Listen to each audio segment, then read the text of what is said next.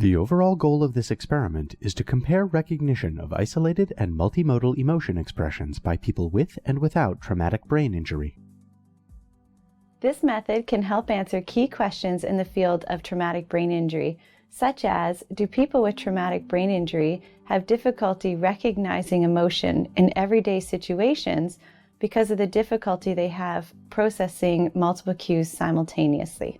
The main advantage of this method is that it includes cues that would be generally available in everyday situations, such as nonverbal cues of the face and the voice, and also situational cues. Helping to demonstrate the procedure will be Miranda Wayland, a research assistant in my laboratory.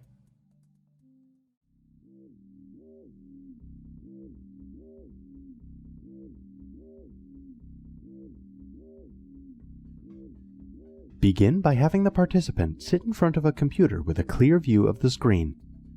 Give each participant a clipboard with the DonVa Faces response sheet attached. Next, open the DonVa Faces task in the presentation software and play it using the slideshow view. Inform the participant that they will see a series of human faces on the screen.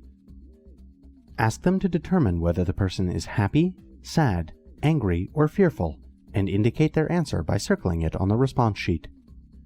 If they are unsure, respond with "I don't know."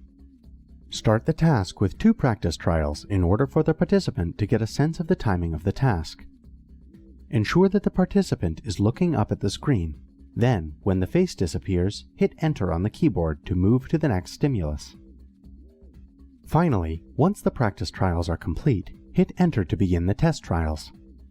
Continue to hit Enter after each stimulus until all 24 stimuli